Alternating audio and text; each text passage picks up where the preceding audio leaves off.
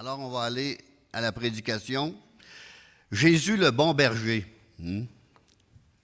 On a eu un témoignage du bon berger, là, que Jésus prend soin de nous. Alors, on va ouvrir la parole de Dieu dans l'Évangile selon Saint Jean, chapitre 10. Et on va lire à partir du verset 11.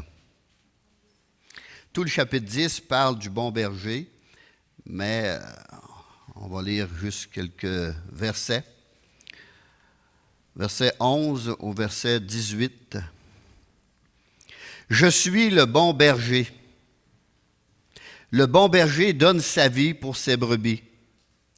Mais le mercenaire, qui n'est pas le berger et à qui n'appartiennent pas les brebis, voit venir le loup, abandonne les brebis et prend la fuite, et le loup les ravit et les disperse. Le mercenaire s'enfuit parce qu'il est mercenaire et qu'il ne se met point en peine des brebis. Je suis le bon berger. Je connais mes brebis et elles me connaissent. Comme le Père me connaît et comme je connais le Père, je donne ma vie pour mes brebis. J'ai encore d'autres brebis qui ne sont pas de cette bergerie. Celles-là, il faut que je les amène. Elles entendront ma voix, et il y aura un seul troupeau, un seul berger.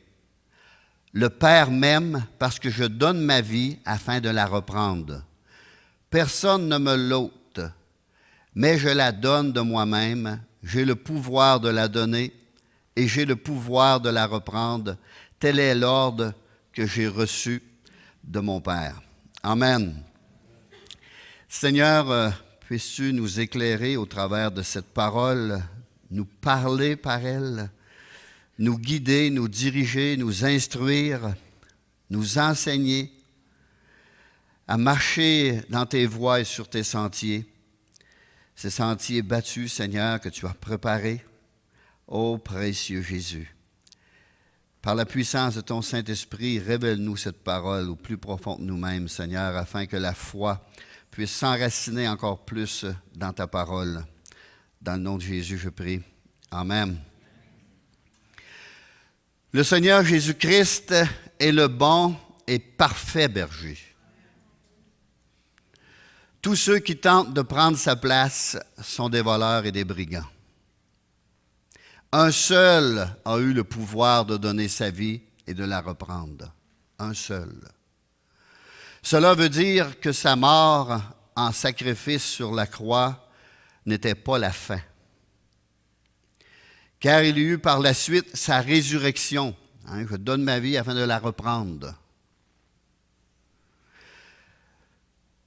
Il y eut par la suite sa résurrection qui servait à démontrer qu'il était véritablement le Messie et qu'il était Dieu aussi. Dieu fait homme. On va aller dans Romains, l'Épître aux Romains, chapitre 1er, on va lire jusqu'au verset 4. Paul, serviteur de Jésus-Christ, appelé à être apôtre, mis à part pour annoncer l'Évangile de Dieu, la bonne nouvelle, qui avait été promis auparavant de la part de Dieu par les prophètes dans les Saintes Écritures, qui veut dire toutes les prophéties dans l'Ancien Testament qui préparaient sa venue, et qui concerne son Fils, né de la postérité de David selon la chair, pour ça que Jésus est appelé Fils de l'homme. Une jeune fille, la Vierge sera enceinte, nous dit la parole de Dieu, et conçue par le Saint-Esprit. C'était tout prophétisé d'avance. Elle devait être dans la lignée de David, et elle était dans la lignée de David.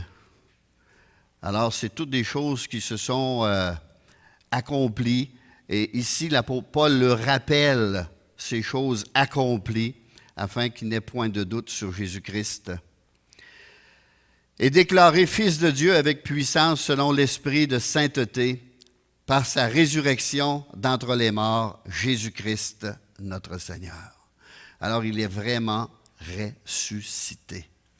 Amen. N'ayons pas de doute sur cela jamais. Il y a des personnes qui sont remplies de doutes sur la résurrection de Jésus. Il ne faut pas qu'il ait lu beaucoup de la parole de Dieu. Puis lorsqu'on lit la parole de Dieu se prouve par elle-même. La foi vient de ce qu'on entend vient de la parole de Dieu. Plus qu'on lit cette parole, plus qu'on a la foi, parce qu'il n'y a pas un homme qui pourrait écrire un livre comme cela. Il y a même des personnages qui sont des types de Jésus-Christ. Et lorsqu'on étudie leur vie, il y a tellement de points avec Jésus. Tout d'avance, on voit qu'il y a un esprit supérieur qui a écrit ce livre-là. C'est le Saint-Esprit qui a été inspiré, c'est le livre de Dieu. Et c'est un livre rempli de seulement de vérité. Il n'y a pas un mensonge dans ce livre-là, pas une erreur non plus. Dans Jean 10, verset 11, Jésus a dit ici, « Je suis le bon berger. » Je suis. Cette expression correspond à son égalité avec le Père. Car Dieu, dans l'Ancien Testament, est bien connu comme le « Je suis ». Et aussi comme bon berger. Le psaume 23, « L'Éternel est mon berger ». Alors l'Éternel était connu, Dieu était connu comme bon berger. Et aussi, comme je suis, on va aller le lire dans Exode chapitre 3. C'est très important de le lire afin qu'on n'ait point de doute à la parole de Dieu. Versets 13 et 14. Ici, Dieu envoyait Moïse rencontrer Pharaon. Et Moïse dit à Dieu, « J'irai donc vers les enfants d'Israël et je leur dirai, le Dieu de vos pères m'envoie vers vous, vers Pharaon et vers son peuple, le peuple d'Israël aussi. Mais s'il me demande quel est son nom, que leur répondrai-je? » Au verset 14, Dieu dit à Moïse, « Je suis celui qui suis. » Dès le commencement, si vous voulez.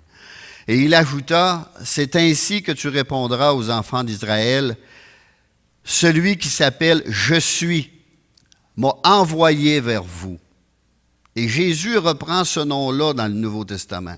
« Je suis ». Alors, c'est une preuve que Jésus est Dieu. Celui qui m'a vu a vu le Père, à cause des œuvres toutes puissantes qu'il a faites. Dans le psaume 80, verset 2, « Prête l'oreille, berger d'Israël, toi qui conduis Joseph comme un troupeau. » Encore une preuve du bon berger. Isaïe 40, verset 11, « Comme un berger, il paîtra son troupeau, il prendra les agneaux dans ses bras, etc., etc. » Alors, le bon berger donne sa vie pour ses brebis. Même au temps biblique de l'Ancien Testament, les bons bergers n'avaient pas l'habitude de sacrifier leur vie pour les brebis. Mais Jésus, le vrai bon berger, a donné sa vie. Dans Marc 10, 45, le Fils de l'homme, l'un des titres de Jésus, est venu pour donner sa vie comme la rançon de beaucoup. Pourquoi c'est écrit plusieurs, beaucoup? C'est jamais écrit tous. C'est parce qu'il a donné sa vie pour tous ceux qui veulent croire en lui. Tous ceux qui veulent croire. Dans Jean 10, qu'on a lu tout à l'heure, « Moi, je suis venu afin que mes brebis aient la vie et qu'elle l'ait en abondance. » Juste avant, verset 10. « Je suis venu afin que les brebis aient la vie spirituelle éternelle, et qu'elle soit dans l'abondance. » Dieu prend soin de ses enfants. Dieu prend soin de nous.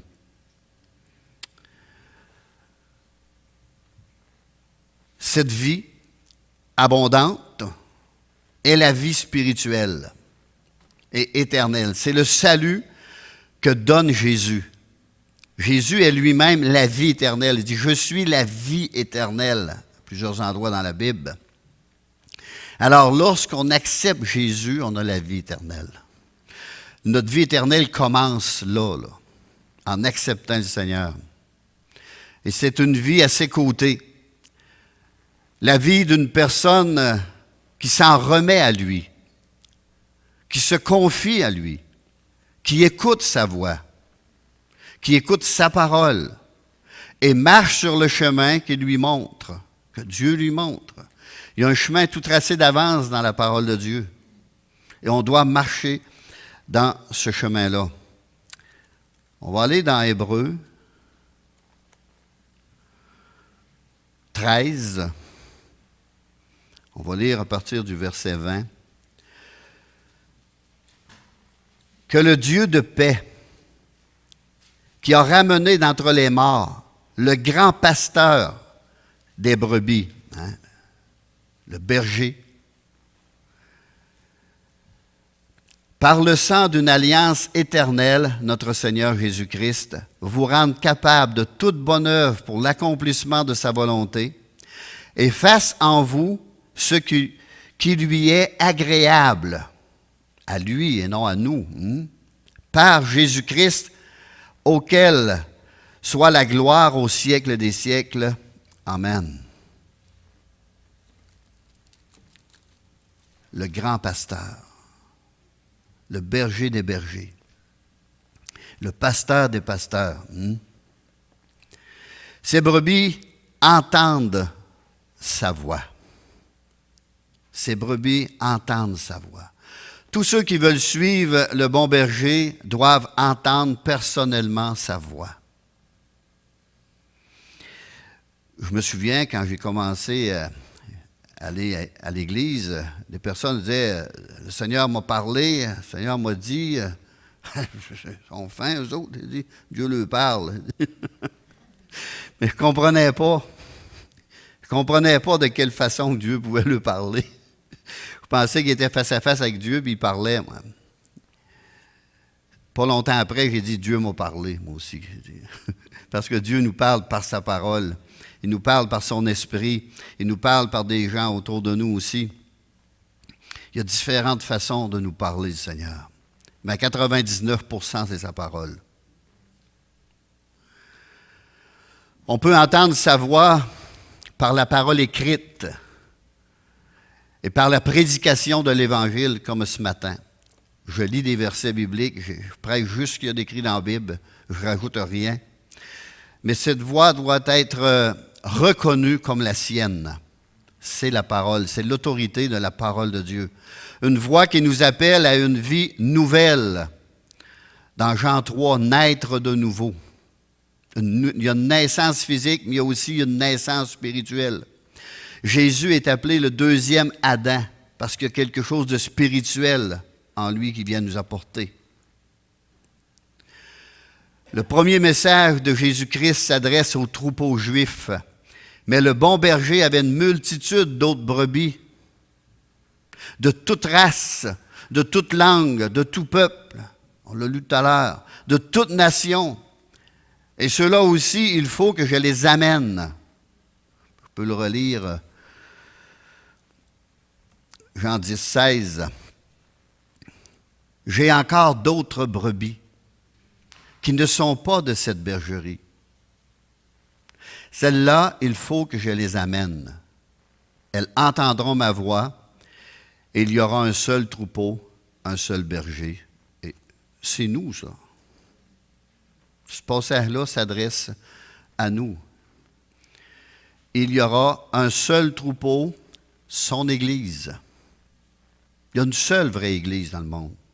C'est l'Église de Jésus-Christ. Il y a un seul vrai troupeau. C'est le troupeau de Dieu, par Jésus-Christ. Jésus est venu pour expier nos péchés. Mais il faut reconnaître que nous sommes des pécheurs et privés de la grâce de Dieu, de la gloire de Dieu, de la présence de Dieu. Dans 1 Jean 2, 2, il est lui-même une victime expiatoire Il est venu expier nos péchés, expiatoire pour nos péchés, non seulement pour les nôtres, mais aussi pour ceux du monde entier, tous ceux qui veulent. Tous ceux qui veulent. Seigneur, pardon. Je veux de ton pardon sur ma vie. J'accepte ton sacrifice sur la croix à ma place. Oui, il connaît ses brebis. Jean 10, 14. Je connais mes brebis et elles me connaissent. Il connaît ceux qui lui appartiennent. Il y a une relation intime qui est là. Il connaît les siens par leur nom, leur propre nom, le nom de chacun. Il connaît les cœurs de chacun aussi. C'est pour ça que notre frère dit, ton cœur, crie de tout ton cœur. Dieu regarde au cœur. Et nous, on sait que c'est la solution. Parce que tous ceux qui sont ici, qui ont crié vraiment de tout leur cœur à Dieu, ils ont une réponse.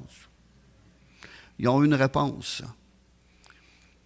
Des fois, c'était des guérisons, des délivrances. Mais le salut aussi s'obtient comme cela. Lorsqu'on crie de tout notre cœur, il nous sauve. Il se révèle à nous. Il nous donne son esprit, l'esprit de vérité. Il ne juge pas d'après l'apparence extérieure comme le fait l'homme non plus. Il sait s'ils sont purement charnels ou véritablement spirituels. On ne peut pas déjouer Dieu. Vous pouvez peut-être me tromper, mais vous ne pouvez pas tromper Dieu. D'aucune façon. Tous les brebis du Seigneur l'aiment profondément et désirent lui ressembler. Ça, c'est tous les vrais brebis. Les vrais chrétiens, ils aiment le Seigneur de tout leur cœur. Et ils désirent lui ressembler. Ils désirent marcher selon la parole de Dieu. Vous savez, l'amour envers Dieu ne se prouve pas seulement en disant « Je t'aime, Seigneur, je t'aime », puis lui qui crie le plus fort « Je t'aime ». C'est pas comme un être humain, là, deux êtres humains. Là. L'amour avec le Seigneur, c'est l'obéissance à sa parole. Si vous m'aimez, pourquoi ne faites-vous pas ce que je vous demande? Ou ce que je vous dis de faire, ou ce que je vous commande de faire? C'est même qu'on prouve notre amour envers le Seigneur, en obéissant à sa parole. En Corinthiens 8, 3, si quelqu'un aime Dieu, celui-là est connu de Dieu. Si on aime Dieu au plus profond de notre cœur, Dieu le sait tout de suite. Et il se révèle, puis il se fait connaître. Le bon berger ne juge pas ses brebis à leurs cris, car beaucoup diront en ce jour-là, « Seigneur, Seigneur !» Et le Seigneur leur répondra, « Je ne vous ai jamais connu. » On va aller lire dans Matthieu, au chapitre 7.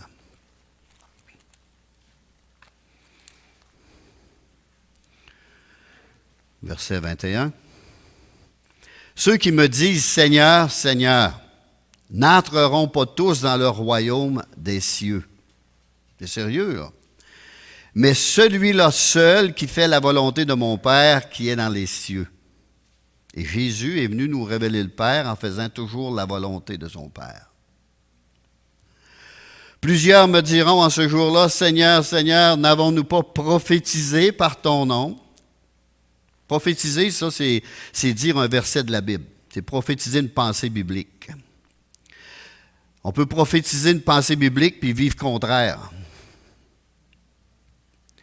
N'avons-nous pas chassé des démons par ton nom? N'avons-nous pas fait beaucoup de miracles par ton nom? Alors je leur dirai ouvertement que je ne vous ai jamais connus. Retirez-vous de moi, vous qui commettez l'iniquité ou qui vivez dans le péché.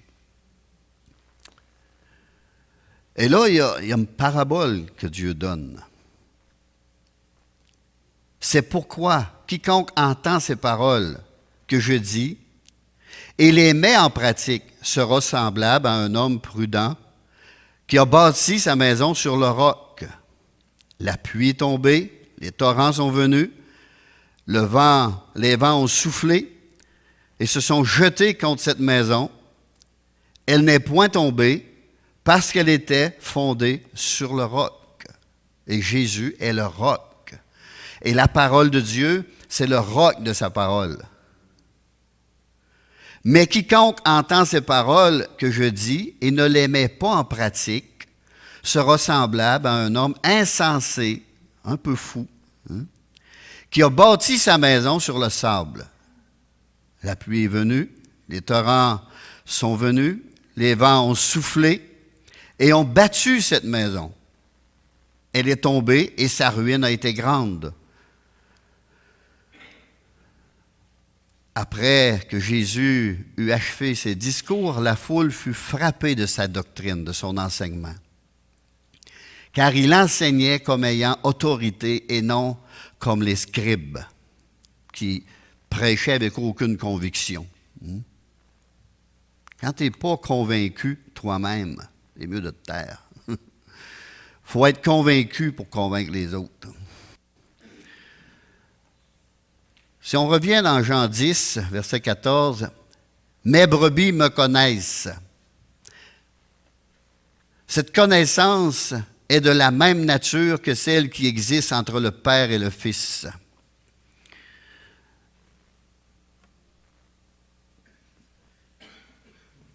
Alors, on va aller dans Jean 10.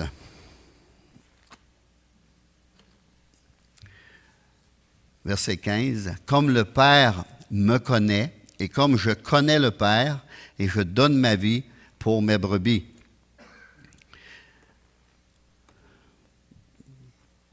Je connais mes brebis, au verset 14, et elles me connaissent. Comme le Père me connaît, comme je connais le Père. Alors, il y a quelque chose de très grand là, puis on va aller lire pour confirmer dans 1 Jean.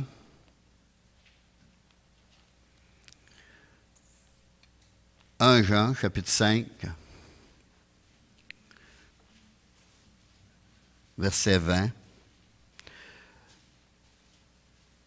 Nous savons aussi que le Fils de Dieu est venu et qu'il nous a donné l'intelligence pour le connaître, pour connaître le véritable, avec un V majuscule. Et nous sommes dans le véritable, dans la vérité. Jésus est le véritable, il est la vérité. Et nous sommes dans le véritable en son Fils Jésus-Christ. C'est lui qui est le Dieu véritable. Ça peut-tu être plus clair que ça? Quand on dit que Jésus est Dieu fait homme, là, c'est lui qui est le Dieu véritable et la vie éternelle. Petits enfants, gardez-vous des idoles. Croyez pas n'importe qui, n'importe quoi. Agenouillez-vous pas devant n'importe qui, n'importe quoi aussi. Petits enfants. Petits enfants. Alors, ces brebis savent aussi en qui elles ont cru. Ils le savent. Paul, il dit, « Je sais en qui j'ai cru. » 2 Timothée 1,12, ceux qui veulent la référence. « Je sais en qui j'ai cru. » Il ne parlait pas au travers de son chapeau, il le savait. Et nous aussi, on sait en qui nous croyons, en qui nous avons cru. Et on le connaît, parce que le Père nous l'a révélé. La vie éternelle, c'est de connaître Dieu et celui qui l'a envoyé, Jésus-Christ. C'est ça la vie éternelle, c'est de les connaître, de les avoir, de les suivre, de marcher avec eux. Romains 6, 23, le don gratuit de Dieu, c'est la vie éternelle en Jésus-Christ, notre Seigneur. Le don gratuit de Dieu, c'est gratuit. Nous n'avons qu'à nous humilier puis le reconnaître, mais pas beaucoup veulent s'humilier. Alors, retournons dans Jean 10. On va lire à partir du verset 24. Les Juifs l'entourèrent et lui dirent, « Jusqu'à quand tiendras-tu notre esprit en suspens? Si tu es le Christ, dis-le-nous franchement. » Jésus leur répondit, « Je vous l'ai dit, ça fait plusieurs fois que je vous le dis, et vous ne croyez pas. Et vous ne croyez pas. Les œuvres que je fais au nom de mon Père rendent témoignage de moi. » C'est pour cela que Jésus, quand il a ressuscité Lazare, il a prié. Il a prié le Père. Jésus puis le Père, c'est un. Mais le Père ne pouvait venir sur cette terre parce qu'on serait tous morts, mes amis. Il a pris une forme humaine en son Fils. Je fais les œuvres de mon Père. Les œuvres que je fais rendent témoignage de moi aussi. Mais vous ne croyez pas, parce que vous n'êtes pas de mes brebis. Et lorsqu'on devient enfant de Dieu, ou une brebis du Seigneur, on lit la parole et on est béni. On comprend tout ce langage-là. Ce langage-là devient très simple pour nous. Mes brebis entendent ma voix, je les connais et elles me suivent. Ça aussi, c'est facile pour nous de comprendre. Je leur donne la vie éternelle. Je leur donne la vie éternelle. Et elles ne périront jamais et personne ne les ravira de ma main. C'est pour ça que notre assurance est en Dieu. J'ai l'assurance de la vie éternelle. Faites-moi ce que vous voulez. J'ai l'assurance de la vie éternelle. J'ai cette paix-là surnaturelle et cette conviction-là surnaturelle au plus profond de mon être. Peu importe que je meure, que je vive, je m'en vais dans la présence de Dieu. Et je suis dans la présence de Dieu. Si tu es le Christ, dis-le-nous franchement.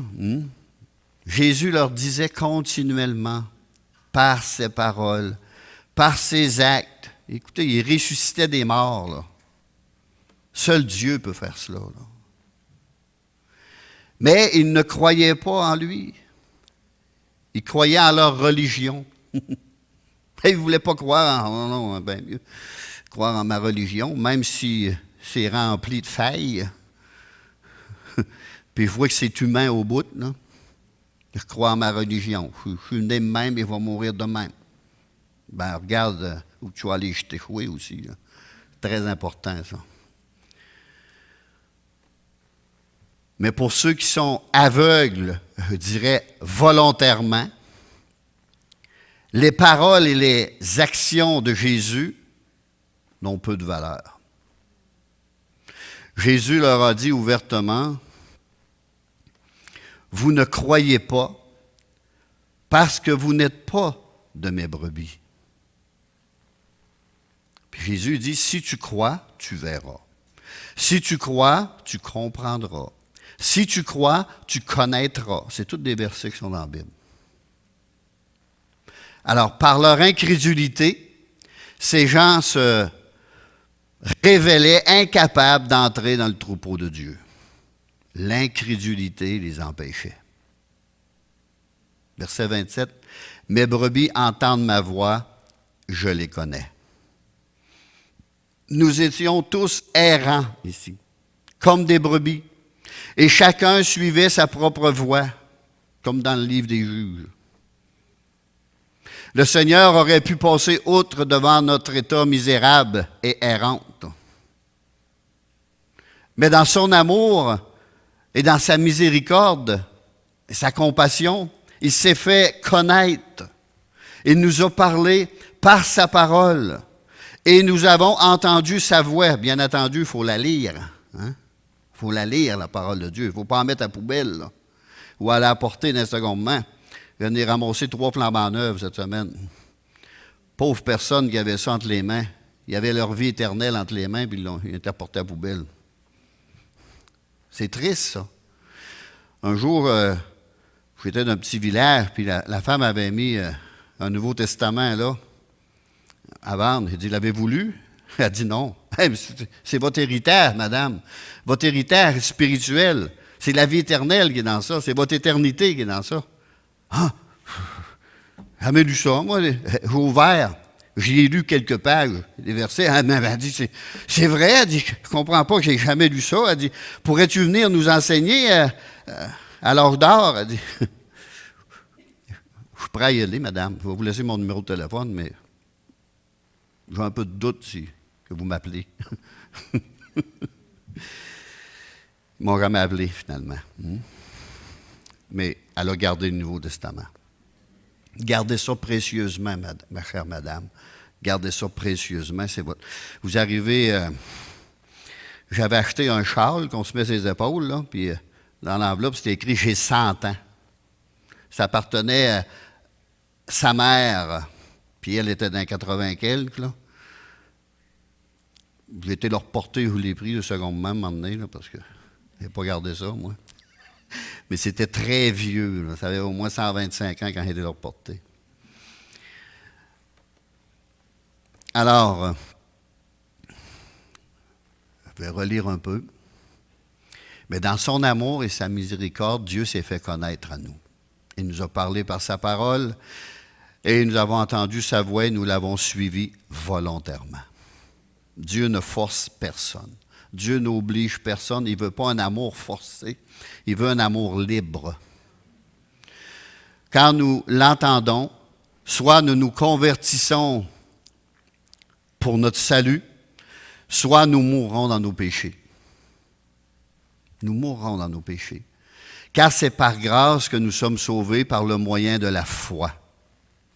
1 Pierre 2, 25.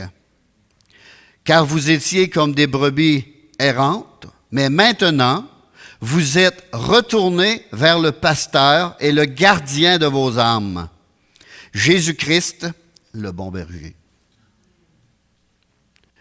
Elles me suivent. Ces brebis font le choix d'obéir à sa voix plutôt qu'à celle du monde et au murmure de notre propre cœur, souvent mauvais. Suivre Jésus, c'est aussi renoncer à soi-même et abandonner tout ce qui voudrait empêcher notre âme de demeurer en sa présence et d'obéir à sa parole. Il faut mettre des choses de côté quand on lit la parole de Dieu. Puis si on ne veut pas les mettre de côté, bien, on ne veut pas suivre vraiment le Seigneur. Au verset 28, « Je leur donne la vie éternelle et elles ne périront jamais et personne ne les ravira de ma main. » Personne sauf moi-même. Je peux m'éloigner du Seigneur, je peux dire c'est fini, je m'en vais, je ne veux plus rien savoir. Je leur donne la vie éternelle au présent. Je leur donne. Cette vie est le don de celui qui a accepté ce sacrifice ou de sacrifier sa vie pour ses brebis. J'ai accepté le sacrifice de Jésus pour moi. Et lorsqu'on se retrouve sur notre lit de mort et qu'on a donné notre vie au Seigneur, qu'on croit en sa parole, on a l'assurance de cette vie éternelle. Et on part dans la joie, mes amis. On part dans la paix, comme ça a été dernièrement, beaucoup de témoignages de ceux qui sont partis de l'Église dernièrement, tout en paix. Tous sont partis en paix. À l'hôpital, ils ont tous donné des témoignages de même. Ils ont vu partir en paix dans la joie, avec le sourire. C'est grand, ça. Un jour, j'avais envoyé quelqu'un visiter une personne.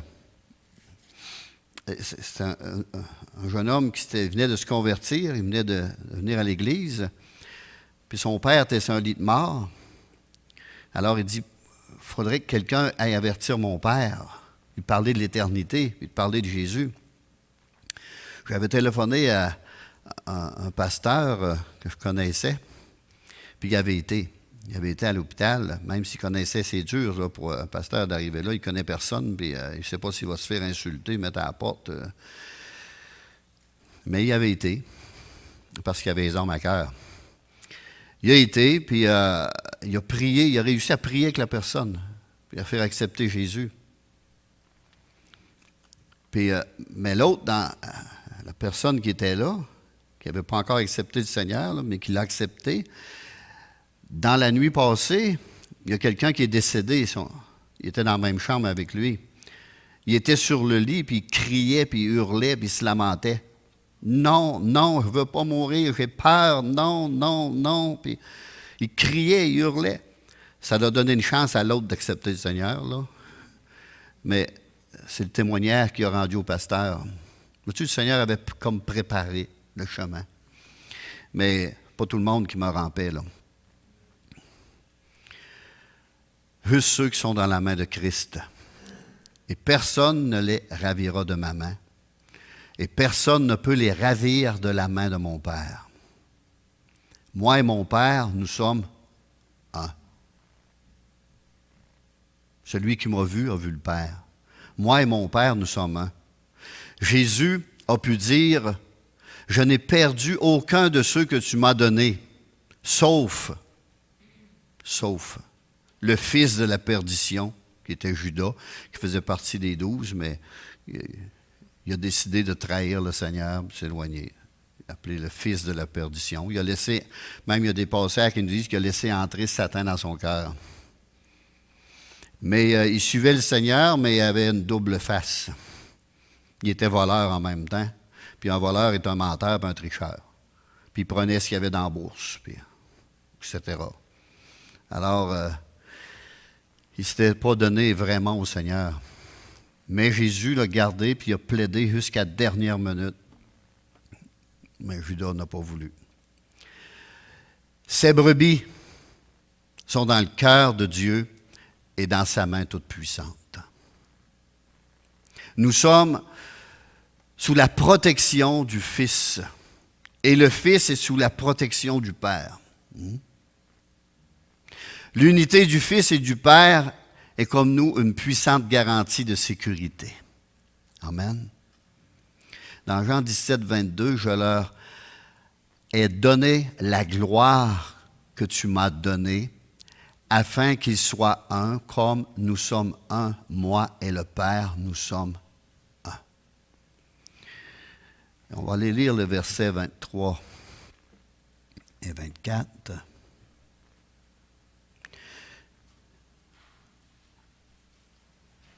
Jean 17. Jean 17. J'ai lu le verset 22 tout à l'heure, mais là, on va lire le verset 23 et 24. Moi en eux, et toi en moi, afin qu'ils soient parfaitement un, et que le monde connaisse que tu m'as envoyé, et que tu les as aimés comme tu m'as aimé.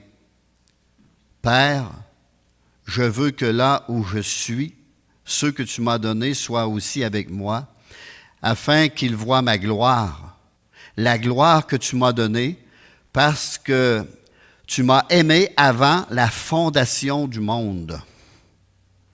Mais si on va lire le verset 5 du même chapitre, « Et maintenant, toi, Père, glorifie-moi auprès de toi de la gloire que j'avais auprès de toi avant que le monde fût. » Avant que le monde fût. Jésus est Dieu, mes amis. Il n'y a pas de doute sur ça. Jamais. Il y a une Trinité, le Père, le Fils et le Saint-Esprit. Puis Dieu a passé par le Fils pour venir à nous. Et nous, il faut qu'on passe par le Fils pour aller à Dieu. Mais on a le Saint-Esprit pour nous éclairer, pour nous guider, nous diriger au Fils.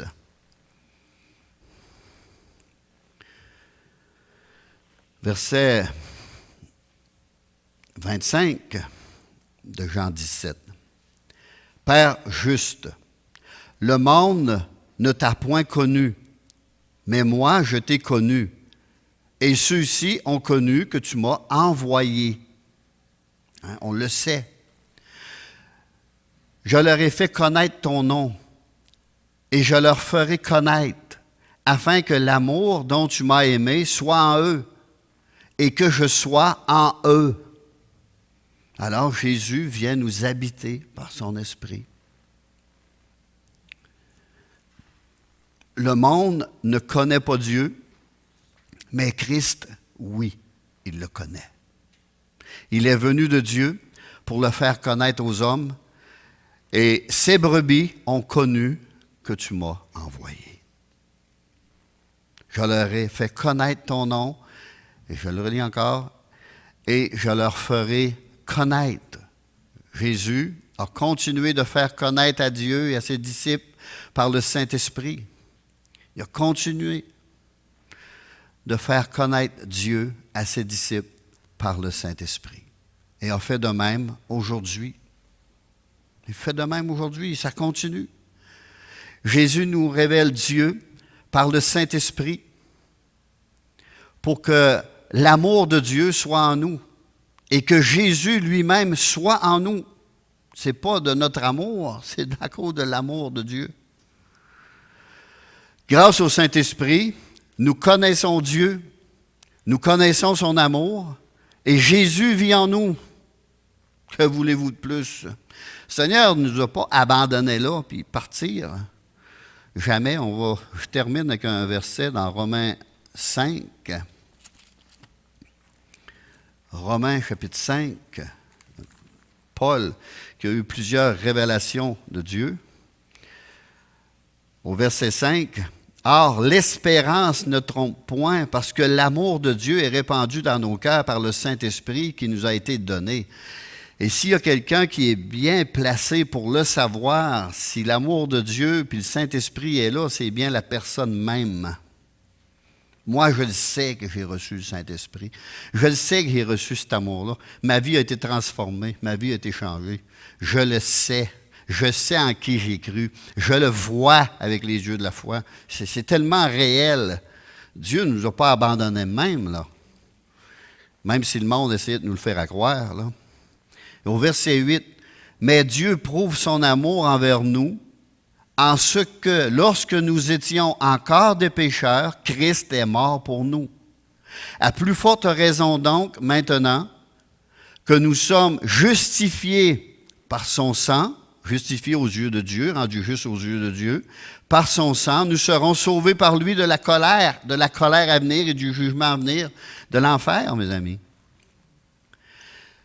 Car si, lorsque nous étions ennemis,